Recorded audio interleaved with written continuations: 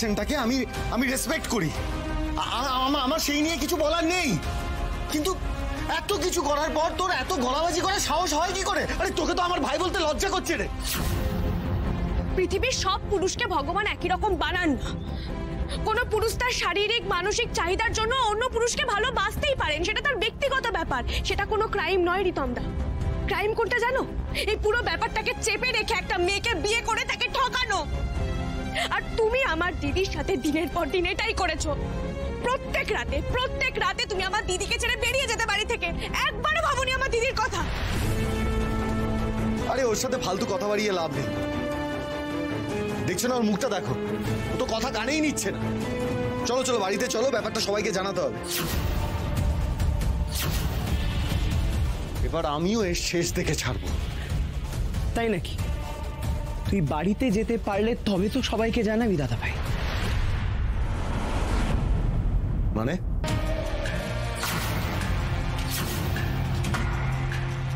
মানে তোদের শকুনের নজর আমার এতদিন ধরে চেপে রাখা সত্যিটা তুই কেমন অনায়াসে জেনে গেলি দাদা ভাই। তা জেনেছিস, ভালোই করেছিস। কিন্তু তুই বললি যে বাড়িতে গিয়ে নাকি সবাইকে বলে দিবি। এখানেই তো তুই ভুলটা করে ফেললি।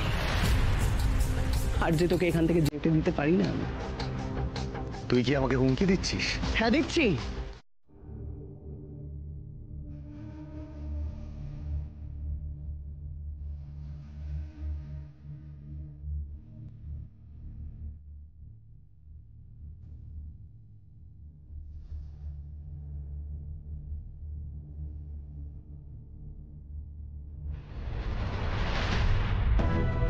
স্যার, স্যার আপনার কিচ্ছু হবে না, স্যার আপনার কিচ্ছু হবে না, কিচ্ছু হবে না স্যার।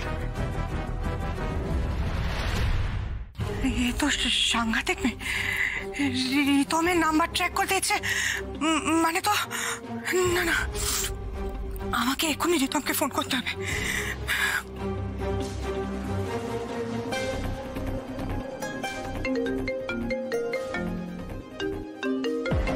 না না, এতবার করে ফোন করে বড্ড বিরক্ত লাগে। এতবার ফোন করার কি আছে? কেটে গেল, তার মানে আমার বিপদ তো হলো না তো আমার ছেলেটা?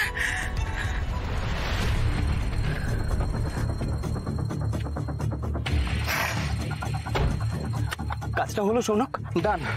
আরশি আর স্বাক্ষর মোবাইলটা তোমাদের পাশের পাড়ার পুকুরে পড়ে আছে। মোবাইল ট্রেস করে আর কেউ এখানে আসতে পারবে না। Well done. কিন্তু দাদা ভাইয়ের গাড়িটা? আরে সেটারও একটা ব্যবস্থা হয়ে যাবে, ইউ রিল্যাক্স। সে তো বুঝলাম যে মোবাইল আর গাড়িটার ব্যবস্থা হয়েছে, কিন্তু ওদের কি হবে? ওদের তো মারতে পারলাম না।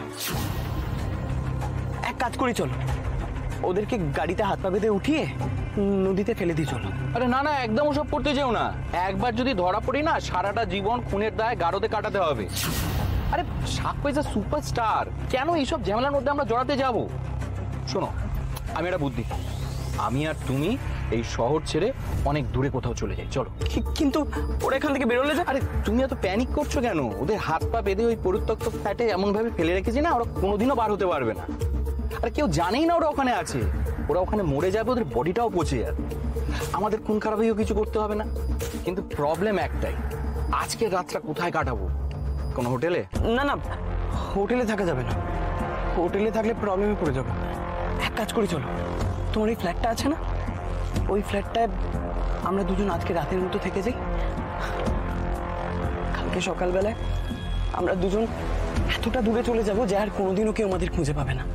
সেখানে আমরা একসাথে খুব ভালো থাকবো। ওকে, তাই চলো।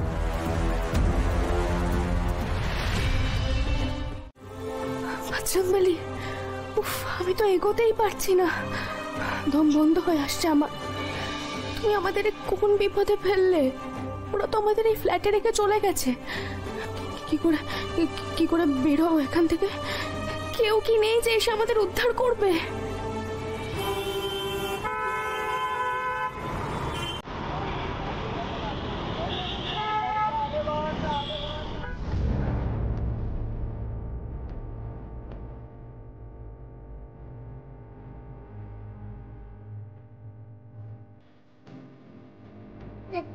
এখানে তো কাউকেই দেখতে পাচ্ছি না। সাক্ষরে আসতে তো গাড়ি নিয়ে আসবে, এর গাড়িটা এখানে নেই, তার মানে কি ওরা এখানে আসেইনি, অন্য কোথাও গেছে? না, এসেছি যখন একবার ভেতরে গিয়ে দেখিয়ে আসি। এত রাতে একা একা যাব? না না না না না, ভয় পেলে চলবে না। আর তাছাড়া এরকম অপারেশন তো আমরা আগেও করেছি, আজ আরশির জন্য আমাকে এটা করতেই হবে। সাক্ষ্য আর আরশি এখানেই আছে কিনা আমাকে আমাকে জানতেই হবে।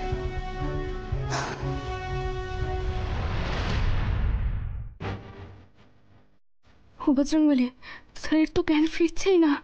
উফ, আমারও যে দম বন্ধ হয়ে আসছে।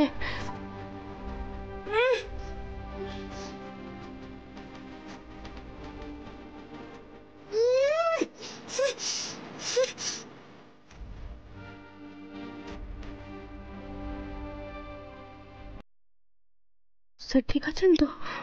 জ্ঞান ফিরতে তো এত সময় লাগার কথা নয়।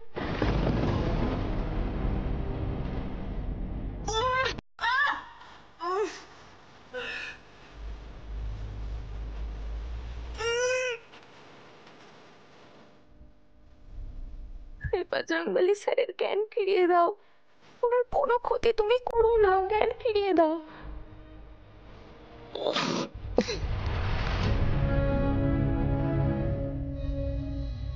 এই তো স্যারের জ্ঞান ফিরছে।